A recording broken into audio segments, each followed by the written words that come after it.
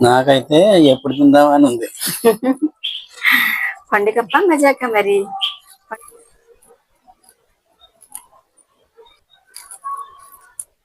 ఇంకా కాలం పోయి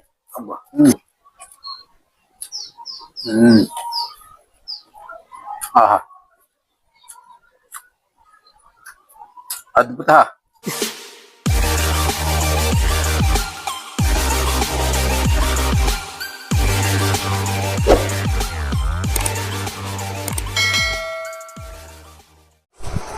హాయ్ అండి, అందరికీ నమస్కారం.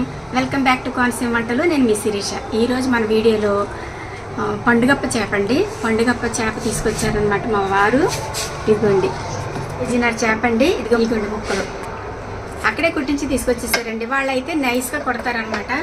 మనం ఇంత నైస్గా కట్ చేయడం మనకు రాదు. చూస్తారు ఎంత బాగా కట్ చేశారు.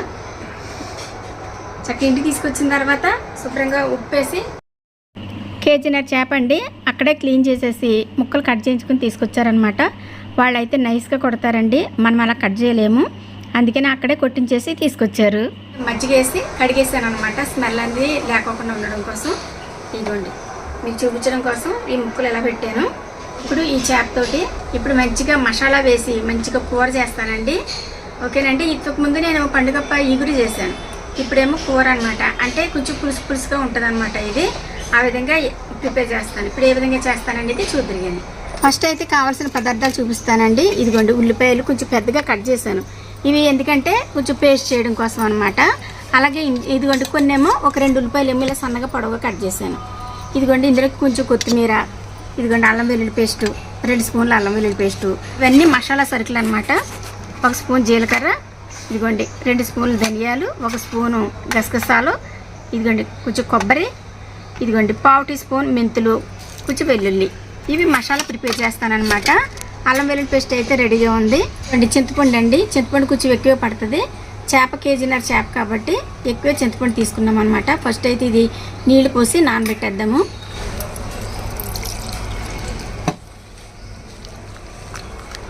ఒకసారి శుభ్రంగా కడిగేయాలి చింతపండు, ఎందుకంటే దుమ్ము ధూళి ఉంటుంది పైన, ఎందుకంటే బయట నుంచి వస్తుంది కాబట్టి. ఇది ఒకసారి ఇలా నీట్గా కడిగేసుకున్నాం అనుకోండి, ఈ నీళ్ళన్నీ వంపేయాలన్నమాట. ఇప్పుడు కొంచెం మంచినీళ్ళు పోసి నానబెట్టేసుకున్నాం అనుకోండి, మనం ఇవన్నీ ప్రిపేర్ చేసుకునేసరికి చింతపండు నానిపోయి ఉంటుంది అనమాట. ఇది పక్కన పెట్టేసుకుందామండి. ఇదిగోండి పల్లి ఆయిల్ అనమాట. ప్యూర్ ఆయిల్ అంటే కట్టుగాను నుంచి తెచ్చుకుంటాం అనమాట. చేపల కూరలో పల్లి నూనె వేసుకుంటే చాలా టేస్ట్గా ఉంటుందండి. మీకు చాలాసార్లు నేను చేపల కూర చేసినప్పుడల్లా చెప్పాను. కట్టుగాను నుంచి తీసుకొచ్చిన వేరుశనగ నూనె అనమాట, ప్యూర్. ఇది అసలు కల్తీ లేని నూనె అనమాట. ఈ నూనెతోటి కొన్ని ఇంపార్టెంట్ రెసిపీస్ చేస్తూ ఉంటాను నేను. ఓకేనండి. అందుకని 1 కేజీ ఆయిల్ తెచ్చిపెట్టుకుంటాం అనమాట ఇంట్లో. ఇదిగోండి ఒక పాత్ర పెట్టానండి. వెడల్పాటి పాత్రలో వండాలి ఎప్పుడు కూడా చేపల కూర, లేకపోతే మట్టి దాకలో అయినా సరే వండుకోవచ్చు. మట్టి దాకలో వండట్లేదండి నేను ఈరోజు, ఇలాగా అంటే వెడల్పుగా లేదనమాట మట్టి దాకా, అందుకని ఇందులో వండుతున్నాను. చేప ముక్కలు అస్సలు విడిపోకుండా ఉంటాయన్నమాట ఇలా వెడల్పు దాంట్లో వండుకుంటేనే. ఓకేనండి. పాత్ర పెట్టాను కదా, ఇప్పుడు వేడయింది. ఇప్పుడు ఆయిల్ వేసి, ఇదిగోండి కొంచెం ఆయిల్ వేసాను. ఇదిగోండి 2 ఉల్లిపాయలు ఇలా పెద్దగా కట్ చేసుకుని ఫస్ట్ వేగించాలి.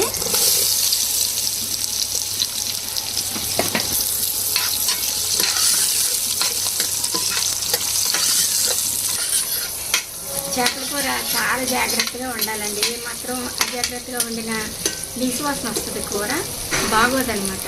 ఈ చేపల కూరలోకి ఉప్పు, కారం, పులుపు ఈ 3 కూడా చక్కగా సమానంగా ఉండాలి, సమభాగాల్లో వేయాలన్నమాట. అప్పుడే చేపల పులుసు బాగుంటుంది.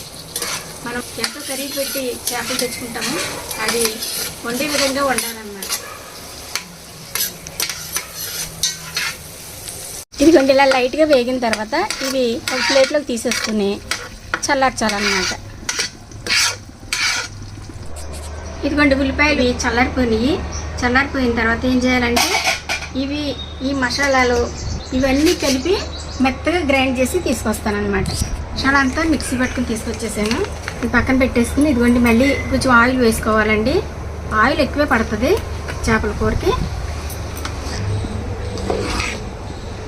ఇదిగోండి అన్నం కూడా రెడీ అయిపోయిందండి. అన్నం వాచ్ చేసి పొయ్యి మీద పెట్టేసుకుందాము. ఈ లోపల నూనె కాగుతూ ఉంటుంది. ఇదిగోండి గంజి వాచ్ చేసిన తర్వాత మళ్ళీ దమ్ము వేసుకుంటే అన్నం పొడి పొడిగా చక్కగా ఉంటుంది అనమాట.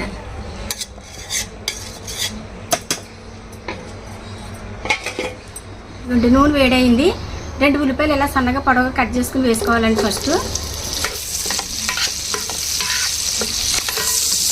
ఇవి చక్కగా వేగాలన్నమాట ఈ ఉల్లిపాయ ముక్కలు.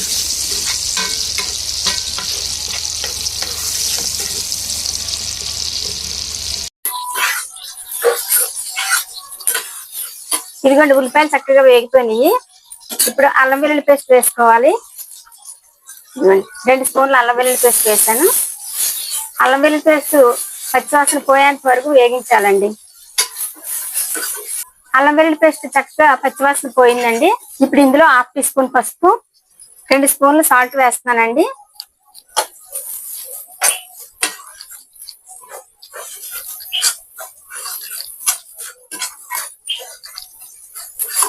ఇదంతా బాగా కలిపేసిన తర్వాత ఇదిగోండి మసాలా చేసుకుని ఉంచుకున్నాం కదా, ఇది వేసేయాలి.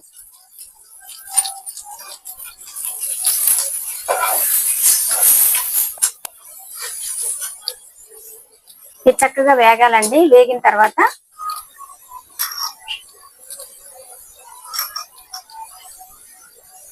4 స్పూన్లు కారం వేసానండి.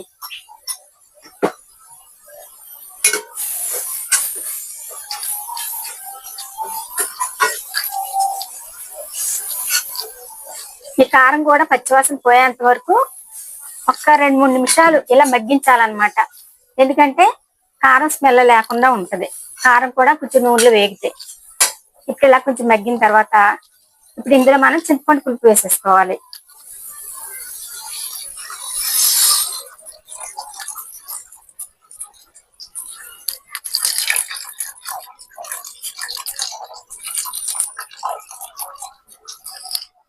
చింతపండు పులుపు వేసిన తర్వాత ఒకసారి బాగా కలపాలండి.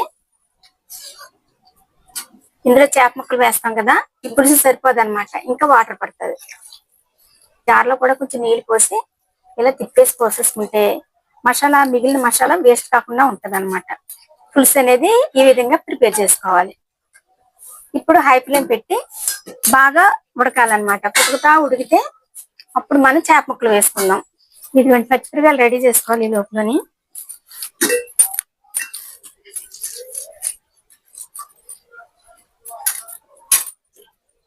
పచ్చిమిరపకాయలు ఎక్కువ వేస్తానండి చేపల పులుసులోని. చేపల పులుసు అవనివ్వండి, ఎగురు అవనివ్వండి, కూర అవనివ్వండి, ఎక్కువ వేసుకుంటే టేస్ట్ బాగుంటది అనమాట. ఈ లోపల ఇక్కడ పులుసు మరిగిందని చూద్దాము. పులుసు భలే మరుగుతుందండి. చేప ముక్కలు వేసేసుకోవాలండి. ఇలా ఒక్కొక్కటి ఇలాగే ఈ పులుసులో వదిలేస్తే చక్కగా ఉడికిపోతాయి అనమాట.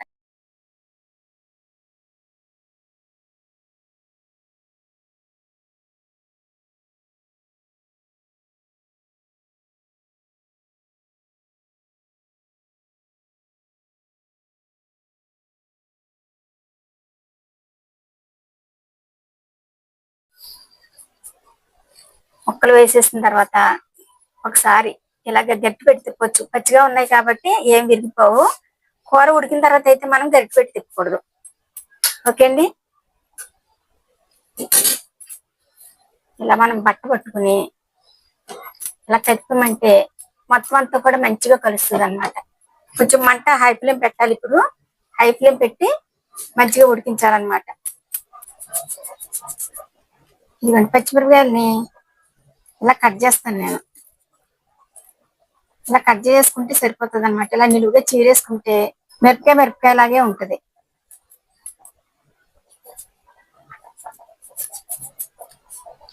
ఇప్పుడు పచ్చిమిరపకాయలు వేసుకోవాలి.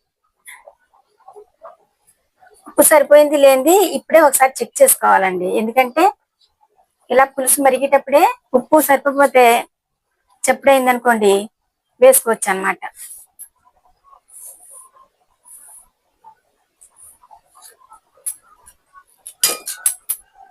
చప్పడి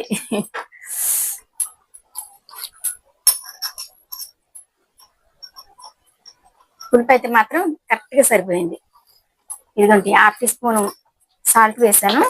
మళ్ళీ ఒకసారి ఇలా బట్ట పట్టుకొని కలపాలన్నమాట.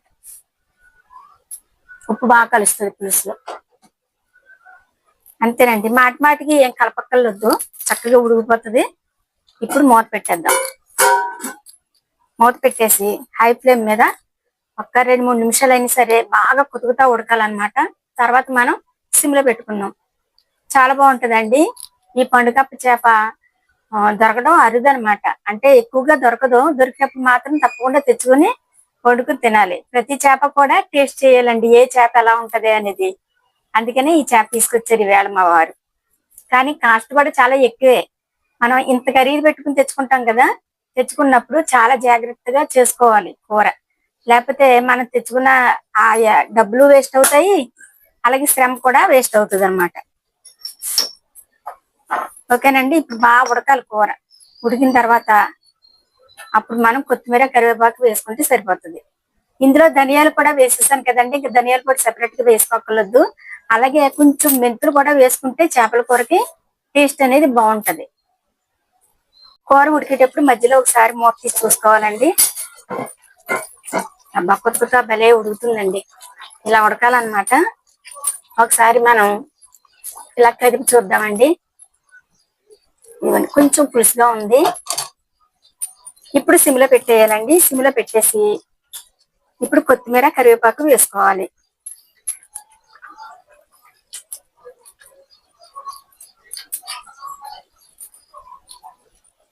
కొత్తిమీర అయితే నేను కొంచెం ఎక్కువే వేస్తాను చేపల కూరలో, నాకు ఇష్టం. మా వారికి పెద్ద ఇష్టం ఉండదు, కానీ నాకైతే చాలా ఇష్టం కొత్తిమీర ఎక్కువ వేసుకుంటేనే. ఇదిగోండి కరివేపాకు చెట్లు వేసేస్తున్నాను. తీసుకుని తింటానికి బాగుంటది అనమాట ఇలా చెట్లు వేసేసుకుంటే. ఇదిగోండి కరివేపాకు కూడా వేసేసానండి. ఇలాగే కరివేపాకు రెమ్మల కింద వేసుకున్నాం అనుకోండి, తీసేసుకోవడానికి ఈజీగా ఉంటది అనమాట. ఓకే అండి. అది ఇప్పుడు సిమ్లో పెట్టేస్తాం కదా, మూత పెట్టేసి చక్కగా అలాగా ఒక 2-3 నిమిషాలు అలా వదిలేయాలన్నమాట. కూర అయితే మంచి గుమాయిస్తుందండి, మంచి స్మెల్ వస్తుంది కదండి. చాలా బాగా వస్తుంది. గాలి ఏపుకేస్తుంది, ఏపుకేస్తుంది. అందుకని స్మెల్ అంతా నాకే వస్తుంది. నువ్వే పిలిచి నేనే పీల్చేస్తాను. కూర మాత్రం మీరు తినండి, వాసన మాత్రం నాది. నేను ఆ ఏపొచ్చి వాసన పిలుస్తాను కదా. ఓకే అండి. కూర అయిపోయిన తర్వాత అప్పుడు టేస్ట్ చేసేద్దాం.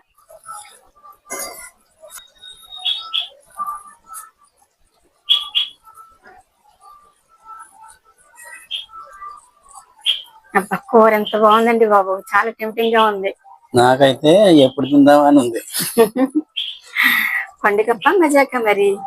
పండుగప్ప కూర చాలా బాగుంటది, డిఫరెంట్ టేస్ట్ ఇది. చాలా బాగుంటుంది. కూర రెడీ అయిపోయిందండి. ఆయిల్ అంతా చూడండి చక్కగా పైకి తేలింది. ఇప్పుడు ఇక కొంచెం సేపు చల్లారాలన్నమాట. చల్లారిన తర్వాత అప్పుడు టేస్ట్ చేసేస్తాం.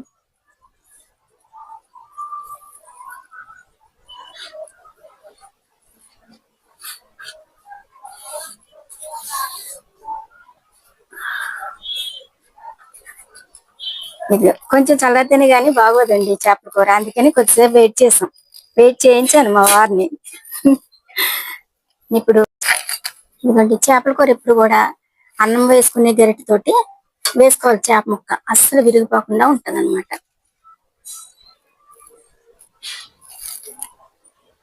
ఇప్పుడు గ్రేవీ ఇంకా కొంచెం లోతుగా ఉండే గరిటెతో వేయాలన్నమాట.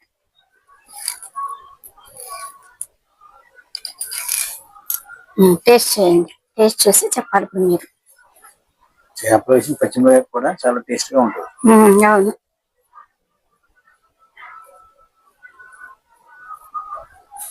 ఇంకా కాలుతుంది. చేప ముక్క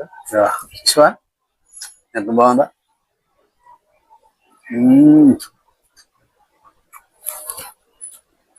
ఏం టేస్ట్ వచ్చేసిందే బాబు కూర అంటే. ఆహా, ఇప్పుడు పులుసుతో తింటాను.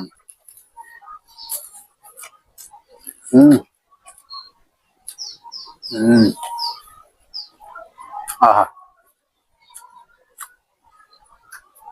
అద్భుత. చాలా బాగుంది చేప.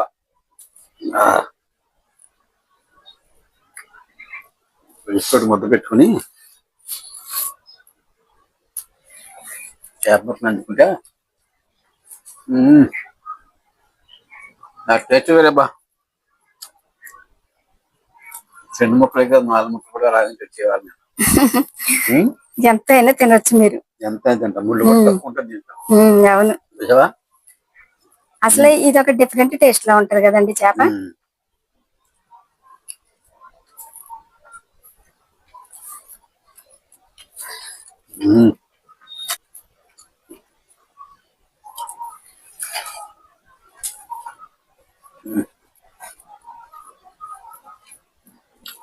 కొద్దిగా పులుసు ఇవ్వండి.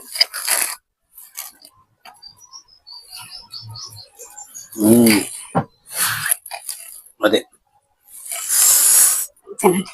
మంచి సువాసన వస్తుంది కదండి కూర. చాలా బాగుంది కూర. ఉప్పు కారం పులుపు అన్ని సరిపోయినాయా? పులుపు ఎక్కువైతే మళ్ళీ బుజ్జు అవుతాండు, అదే భయం. ఎక్కువ లేదు, బాగుంది. అవును, కేజీన్నర చేపండి ఇది. ఇది ఇంకా పెద్ద లేవండి, చేప అయితే ఇంకా బాగుంది. లాస్ట్ అన్నమాట, కేజీన్నర లాస్ట్, ఇంకా అంతకంటే పెద్ద లేవు. మేము ఎప్పుడు కూడా ఫిష్ తీసుకునేటప్పుడు మా వారైతే అసలు డబ్బుల గురించి ఆలోచించరండి. పెద్ద చేప అయితేనే టేస్ట్ గా ఉంటది అనమాట. చిన్న చిన్నవి అయితే అంటే చిన్నవి వేరు, ఇటువంటి చేపలు అయితే పెద్దది అయితేనే టేస్ట్ గా ఉంటది. చిన్నవి అస్సలు బాగోవు, రుచి ఉండదు అనమాట. అందుకని ఇది గాని బొచ్చు గాని అలాగే చెరువు చేపలు గాని పెద్ద సైజు 2 కేజీల పైన అయితేనే టేస్ట్ గా ఉంటాయి. చిన్న చేపలు అంటే చిన్న చిన్న చేపలు కట్టి పెరుగులు ఇలాంటివి ఉంటాయి చూడండి, అవి టేస్ట్ వేరు, అవి చిన్నవి అయితేనే బాగుంటాయి. గోదావరి వాళ్ళు కదా మరి, అందుకని చేపల గురించి బాగా తెలుసు.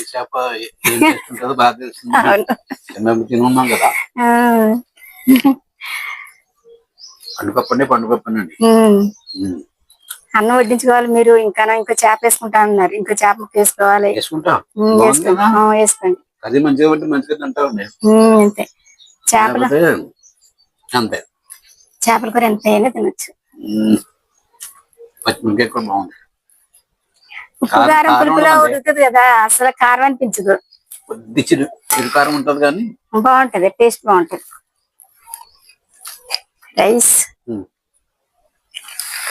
రైస్ తో పాటు కొంచెం పులుసు కూడా వేసాయి. పులుసు వేస్తాను.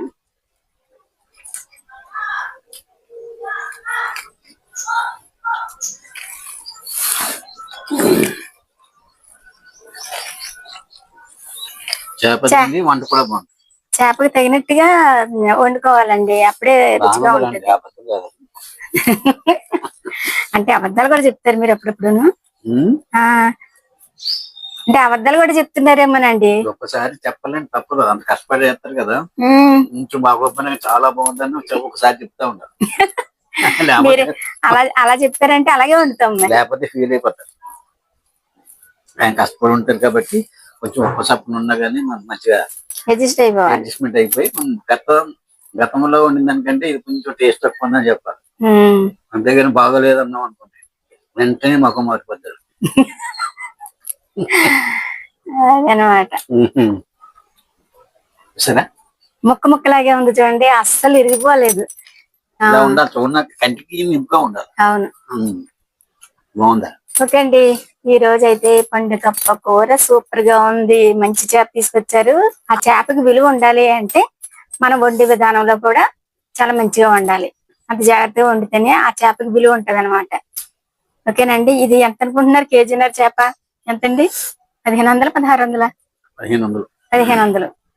1500 రూపాయలు చేప అనమాట. మరి మనం ఎంత జాగ్రత్తగా ఉండాలి చెప్పండి. 2 రకాలు కూడా ఉన్నాయండి, మనం జాగ్రత్తగా చూసుకుని పెట్టరావాలి. సేమ్ పండుగప్పకే ఇంకోటి ఉంటది, దానిలో గొరక అంటారు దాన్ని, అది చూసుకుని తెచ్చుకోవాలి.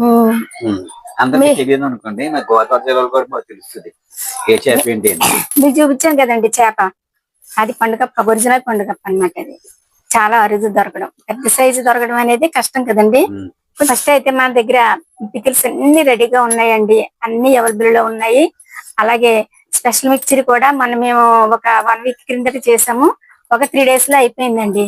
మేము తక్కువ క్వాంటిటీ చేస్తున్నాము, అలాగే తొందరగా అయిపోతుంది అనమాట. మళ్ళీ ప్రిపేర్ చేస్తాం, ఇంకెవరికైనా కావాలంటే ఆర్డర్ పెట్టుకోండి. అదొకటి, సున్నుండల పిండి ఒకటి, 2 అది స్వీట్ హాట్ కాబట్టి రెండు తీసుకుంటున్నారు అనమాట. ఒకటి కాదు తీసుకునేది, 2 తీసుకుంటున్నారు. స్వీట్ హాట్ మంచి కాంబినేషన్ కాబట్టి 2 తీసుకుంటున్నారు. అలాగే నువ్వుల పల్లి పిండి ఒకటి, స్వీట్ లడ్డు అనమాట. ఓకేనండి, ఇవైతే మా దగ్గర బాగా సేల్ అవుతున్నాయి. అలాగే పచ్చళ్ళు కూడా అన్ని అవైలబుల్ లో ఉన్నాయి. మీరు ఎవరికైనా కావాలంటే మాత్రం ఆర్డర్ పెట్టుకోండి. అలాగే వడియాలు, చల్ల మిర్చి మాత్రం ఇంక లేవండి, ఇంక అయిపోయినాయి, స్టాక్ అంతా అయిపోయింది. వర్షాలు కూడా పడుతున్నాయి కదా, ఇంక మేమేం ప్రిపేర్ చేయలేము. ఇంక మళ్ళీ నెక్స్ట్ ఇయరే మళ్ళీ ఫిబ్రవరి 2007 నుంచి మళ్ళీ స్టార్ట్ అవుతుంది అన్నమాట వడియాలు. ఇంక ఇప్పుడైతే లేవండి, ఇంకా చాలా మంది అడుగుతున్నారు కానీ ఇంక స్టాక్ అయిపోయింది. ఓకేనండి, ఈ వీడియో కనుక మీకు నచ్చినట్లయితే లైక్ చేయండి, షేర్ చేయండి, సబ్స్క్రైబ్ చేయండి. అలాగే పక్కన బెల్ కొట్టడం మాత్రం మర్చిపోకండి. Thanks for watching. బాయ్.